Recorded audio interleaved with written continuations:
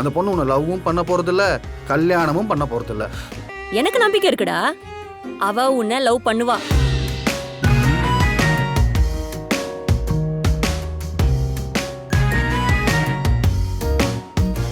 Lalita Jewelry presents Roja 2, powered by Prestige, Lawyer, co-sponsored by Cordia Groundnut Oil, Tamil Matrimony, Continental Coffee.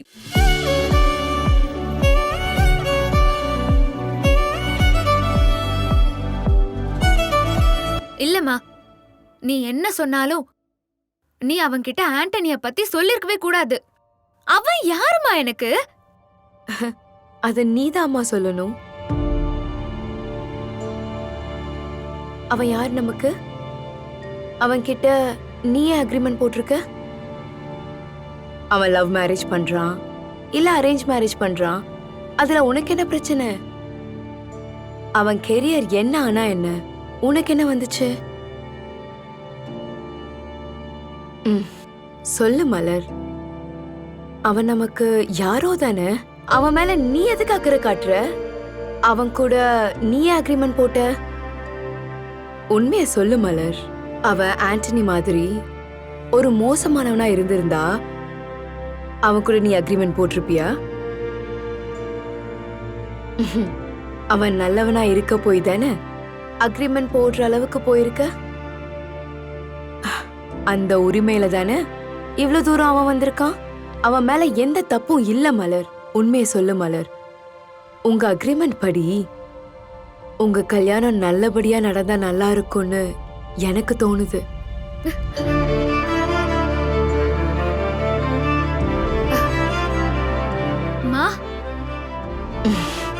Please மலர், புரிஞ்சுக்கோயேன். அவன் நல்லவன்.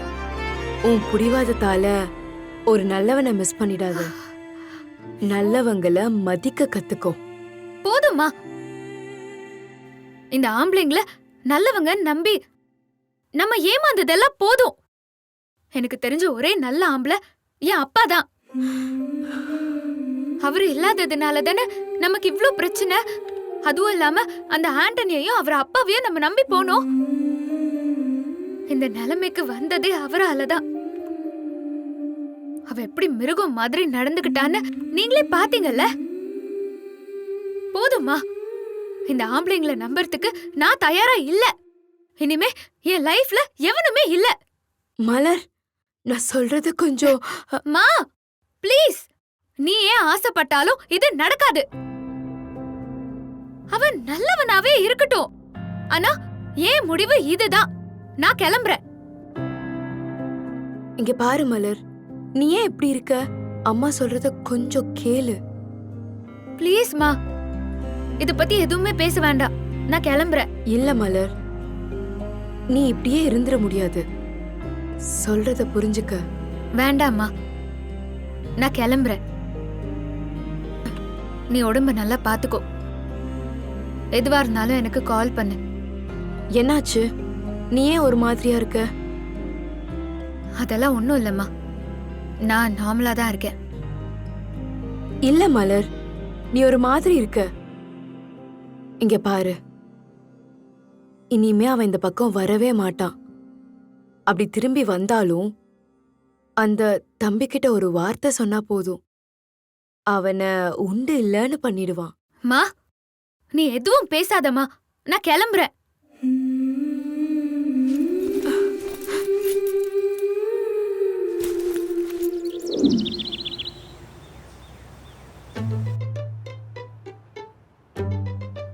நான் கூட என்னமோ நினைச்சிட்டேன் மாப்ள. ஆனா அந்த பொண்ணுக்கு பின்னாடி இப்படி ஒரு ஃபிளாஷ்பேக் இருக்கும்னு நினைச்சு கூட பார்க்கல. வாய்ப்பே இல்லை மாப்ள. அவ லைஃப்ல இவ்வளவு தூரம் நடந்திருக்குன்னா அவளை மாத்துறது ரொம்ப கஷ்டம். அதுவும் 30 நாளுக்குள்ள நடக்கிறதுலாம் வாய்ப்பே இல்லை ராஜா. என்னங்க என்னங்க ஏங்க இப்படி நெகட்டிவா பேசிட்டு இருக்கீங்க? அந்த கடங்கார ஏதோ பண்ணிட்டு போனான்றதுக்காக ஒட்டுமொத்த ஆம்பளைங்களும் வேணான்னு சொல்றது என்னங்க நியாயம்? நியாயம் இல்லதான் மணி. ஆனா அதை நாம எப்படி சொல்ல முடியும்? அந்த பொண்ணு தானே அவ்வளோ பெரிய வலியை அனுபவிச்சுட்டு வந்திருக்கா. நல்லா யோசிச்சுப்பாரு. இந்நேரத்துக்கு அந்த பொறுக்கி பையன் அந்த கல்யாணம் மட்டும் பண்ணியிருந்தான்னு வச்சுக்கோ, அவள் வாழ்க்கை என்ன இருக்கும்? பயமா இருக்குல்ல, நினைச்சு பார்க்கவே பயமா இருக்குல்ல. அப்படிப்பட்ட ஒரு சுச்சுவேஷன்ல இருந்து ஜஸ்ட் மிஸ் ஆயிருக்கா அந்த பொண்ணு. அவளுக்கு அவ பண்றது கரெக்டு தான், அவளை மாத்துறதெல்லாம் கஷ்டம். மாப்பிள்ள, நான் சொல்றத நல்லா கேட்டுக்கோ. சொல்லுங்க மாமா. அந்த பொண்ணு உன்னை லவ்வும் பண்ண போறதில்ல, கல்யாணமும் பண்ண போறதில்ல. நீ பேசாம அத்தை சொல்ற பொண்ணை பார்த்து கல்யாணம் பண்ணிக்கோ, அதான் உன் லைஃபுக்கு நல்லது. என்னக்கா இது? என்ன மாமா நீங்களே எப்படி சொல்றீங்க? நான் வேற மலர் அம்மா கிட்ட நீங்க கவலைப்படாதீங்க, கண்டிப்பா மலரை லவ் பண்ண வச்சு அவங்கள கல்யாணம் பண்ணிக்கிறேன்னு கான்ஃபிடென்ட்டா சொல்லிட்டு வந்திருக்கேன். நீங்க என்ன மாமா இப்படி சொல்லிக்கிட்டு இருக்கீங்க? வேற என்னத்த சொல்ற? டேய், நீ கவலைப்படாதடா. கண்டிப்பா நீ மலரை லவ் பண்ண வச்சிருவ, எனக்கு நம்பிக்கை இருக்குடா. அவ உன்னை லவ் பண்ணுவா, நிச்சயம் நடக்கும். மணி, அவ சூடுபட்ட பூனை. நீ எவ்வளவுதான் பாலை ஆத்தி ஆத்தி கொடுத்தாலும் அந்த பூனை பாலை குடிக்கவே குடிக்காது மணி. மாமா, நீ ஏன் பால் குடுக்குற? ஜூஸ் குடு, ஜூஸ் சுடாதுல்ல, பூனை குடிச்சிடும். ஏய் வாண்டு, நீ இப்படியே பேசிட்டு இரு, உன்னை நான் ஜூஸ் போட்டு குடிக்கிறேன் பாரு. ஏய், உன்னை நான் என்ன பண்ண சொன்னேன்? ஹோம்ஒர்க் தானே எழுத சொன்ன, போய் ஹோம்ஒர்க் எழுது, போ உள்ள போ. போ. கொஞ்சம் புத்திசாலியா பேசிட்டா உடனே உள்ள போக சொல்லிடுவீங்களே. ஏய், நல்லா பெத்து வச்சிருக்க நீ குட்டி சாத்தானே. ஏடா புள்ளைய போய். இங்க பாருங்க, அவ சூடுபட்ட பூனையோ யானையோ அத பத்திலாம் கவலை கிடையாது. ஆனா அவ தான் என் தம்பிக்கு பொண்டாட்டி. அவளை எப்படியாவது மதி லவ் பண்ண வச்சிரணும். அது எப்படி மாறும்? அவளுக்காக இவன் போய் சண்டை போட்டு அந்த பொண்ணு மனசு மாறலனா இதுக்கப்புறம் எப்படி நடக்கும்? அதெல்லாம் மாறும். கல்யாணம் வரைக்கும் வந்து அவன் தப்பானவன் தெரிஞ்சதுக்கு அப்புறம் தைரியமா கல்யாணத்தையும் நிறுத்தினவ என் தம்பி நல்லவன் தெரிஞ்சா ஏன் கல்யாணம் பண்ணிக்க மாட்டா? அதெல்லாம் அவ புரிஞ்சுப்பா மதிய. அக்கா, நிஜமாவா சொல்ற? ஆமாண்டா, அவளும் சின்ன பொண்ணு தானே, அவளுக்கும் லைஃப பத்தின கனவு ஆசைலாம் இருக்கும் தானே. மாமா, அவ எதிர்பார்ப்ப நான் ஃபுல்ஃபில் பண்ணுவேன் மாமா. அவ மனசுல இருக்கிற காலி இடத்துக்கு நான் தான் மாமா ஓனரு. சும்மா ஜம்முன்னு ஒரு பங்களா கட்டி என் பேர்லயே ரெஜிஸ்டர் பண்ணுவேன் பாருங்க மாமா. இது வரைக்கும் அவளுக்கு காதலே பிடிக்காதுன்னு நினைச்சிட்டு இருந்தேன். ஆனா அவ காதல்ல தோக்கல மாமா, வாழ்க்கையில தோத்துருக்கா. அவளுக்கு என்னாலதான் வாழ்க்கைன்னு அந்த ஆண்டவன் எழுதி வச்சிருக்கா மாமா. நிச்சயம் நான் அவளை லவ் பண்ண வைப்பேன். அப்படி சொல்றா. நீயும் நிறைய பொண்ணுங்களை பத்தி சொல்லிருக்க, ஓகே தான். ஆனா இவளை பத்தி சொன்னதுக்கு அப்புறம் இவ மேல எனக்கு ஒரு மரியாதையே வந்துருச்சு. இங்க பார், இப்ப வரைக்கும் அவளை பத்தி தெரியாம நிறைய சொதப்பிட்ட, அதெல்லாம் அழிச்சிரு. நீ முதல்ல இருந்து ஆரம்பி. இது செகண்ட் இன்னிங்ஸ்டா, அவளை எப்படியாவது இம்ப்ரெஸ் பண்ணிடு. All the best. தேங்க்ஸ் அக்கா. அக்கா, நிச்சயமா மலரும் நானும் மாலையும் கழுத்துமா உன்கிட்ட ஆசீர்வாதம் வாங்க கண்டிப்பா வருவோம். மாமா கிட்டயும்டா. பாவம் அவரு. மாமா, உன்கிட்ட இருந்து ஆசீர்வாதம் வாங்குவேன்.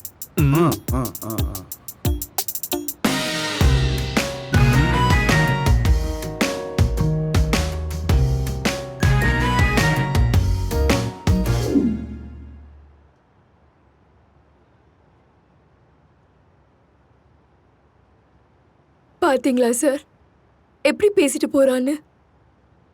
எவனோ ஒருத்த பண்ண தப்புக்கு அவ வாழ்க்கைய அவளே நாசமாக்கிக்க போறான்னு அடம் பிடிக்கிறா. இவளுக்கு நான் எப்படிதான் புரிய வைப்பேன்? நாம அக்ரிமெண்ட் போட்டு வாழ்ந்தாலும் காதலோடையும் அன்போடையும் நம்ம நிறைவான ஒரு வாழ்க்கைய தான் வாழ்ந்தோம். அதே மாதிரி ஒரு வாழ்க்கை மலருக்கும் வேணும் சார்.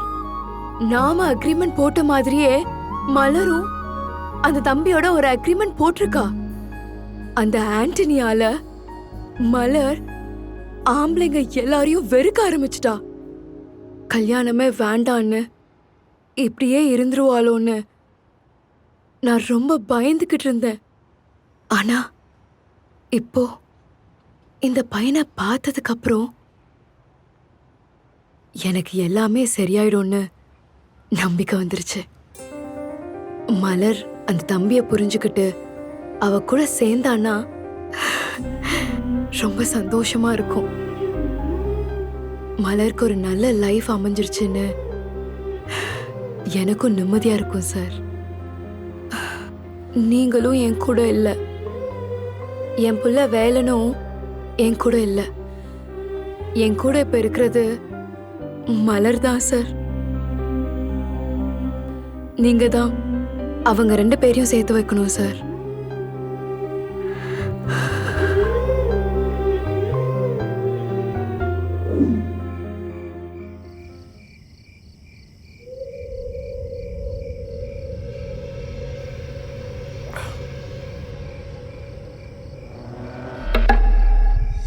வாங்குறல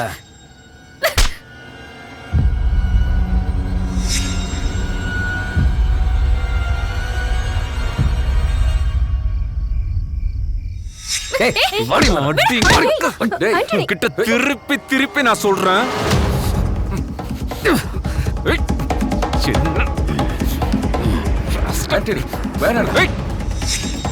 மீடியா மீடியா உனக்கு இன்னும் மீடியால தான் இருக்கியா? I got it dot. டேய் ஏன்டா எதுக்கு நீ டென்ஷன் ஆகுற? மைண்ட் ரிலாக்ஸ் ஆக தான் குடிக்கிற, டென்ஷன் ஆகாம குடி. கண்டுபிடிச்சிட்டேன்பா. என்னடா ஏதோ கேன்சருக்கான வேக்சினையே நீ தான் கண்டுபிடிச்ச மாதிரி சந்தோஷப்படுற? அப்பா நான் மலரை கண்டுபிடிச்சிட்டேன்ப்பா.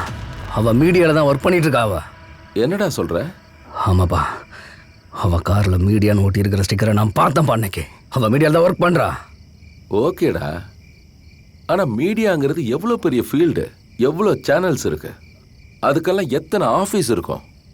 இதுல அவ எங்க என்னவா இருக்கான்னு எப்படா நம்மளால கண்டுபிடிக்க முடியும்? கண்டுபிடிப்பேன்ப்பா. அவள் லோக்கல் சேனலில் வேலை பார்க்கும் பொழுதே பெரிய போஸ்டிங்கில் தான் இருந்தா. அவளோட லட்சியமே மீடியாவில் ஏதாவது பெரிய அளவு சாதிக்கணுங்கிறது தான். கண்டிப்பாக அவள் ஏதாவது அவள் பெரிய சேனலில் தான் ஒர்க் பண்ணுவாள். அவள் பொசிஷனும் எப்படியும் ஹெவி லெவலாக தான் இருக்கும். எல்லா சேனலோட மெயின் ஆஃபீஸும் சென்னையில் தானே இருக்கும். எப்படி அவள் சென்னையில் தான்ப்பா இருக்கணும். அவளை கண்டுபிடிக்காம விட மாட்டேன்ப்பா. டேய், அவளை கண்டுபிடிக்கிறதெல்லாம் இருக்கட்டும், ஆனா மறுபடியும் அவ ஏதாவது பிரச்சனை பண்ணா உன் ஜாமீன் கேன்சல் ஆயிடும்டா. இத பாரு, ரோஜா போலீஸ்க்கே கால் பண்றேன்னு போயிட்டா. திரும்பவும் ஏதாவது பிரச்சனை பண்ணா கண்டிப்பா அவ கம்ப்ளைண்ட் பண்ணிடுவாடா. அப்புறம் நீ திரும்பவும் உள்ள போக வேண்டியதுதான். அதை ஞாபகம் வச்சுக்கோ. என்னப்பா நான் உள்ள போவேண்ணா? எனக்கு என்ன பைத்தியமாப்பா நான் உள்ள போறதுக்கு? அவளை கல்யாணம் பண்ணிக்கிட்டு அவ கையாலேயே இந்த கேஸை வாபஸ் அவங்க வைக்கிறேன்ப்பா அவளை. டேய், இப்ப அவ தனி ஆள் இல்லடா. அன்னைக்கு அவளுக்காக ஒருத்தன் சண்டை போட்டானே, அவன் யாரு என்னன்னு கூட நமக்கு தெரியல. தேவையில்லாம தயவு செஞ்சு எந்த பிரச்சனையிலும் போய் மாட்டிக்க வேண்டாடா. நான் சொல்றத கேளுடா. தேவையில்லாம பிரச்சனைக்கு வந்தது அவன்பா. நான் அவனை முடிக்கிறேன்ப்பா. நான் யாருன்னு தெரியாம என்கிட்ட மோதிட்டாள அவன். இந்த ஆண்டனி நினைச்சதை சாதிக்கிறவன் காட்டுறப்பா அவன்ட்ட.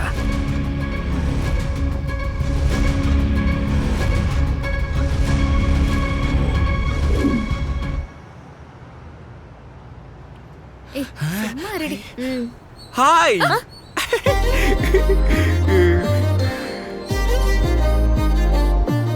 அடியே என்ன படுத்தாத, விழிய கொஞ்சம் ஒசத்தாத, அழகே நெஞ்ச அசத்தாத, இழுக்கிற மனசாத. அடியே என்ன படுத்தாத, விழிய கொஞ்சம் ஒசத்தாத, அழகே என்ன அசத்தாத, இழுக்கிற மனசாத. நேத்து இந்த நேரம் ஒன்ன தெரியாதே, இனி ஒன்ன விட்டு தூரம் போக முடியாது. கொஞ்சம் கெட்டு போறேன் என்ன நீயும் திருத்தாதே, மனம் திறந்தாதே. உன் கண்ணு பேசுது ஓயாம, அத நின்னு கேக்குற போகாம. நீ விசு சிரிப்ப பார்க்காம, போகும் பொண்ணுக்கெல்லாம் போறாம. உன் கண்ணு பேசுது ஓயாம, அத நின்னு கேக்குற போகாம. நீ விசு சிரிப்ப பார்க்காம, போகும் பொண்ணுக்கெல்லாம் போறாம. யாகியே யாகியே யாகியே யாகியே யாகியே யாகியே.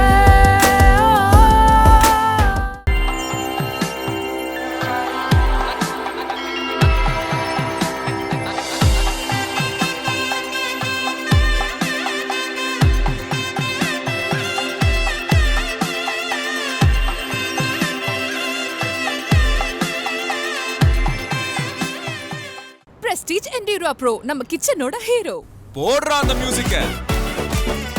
குடும்பத்தை நேசிக்கிறவங்க பிரஸ்டீஜை எப்படி வேண்டாம்னு சொல்லுவாங்க?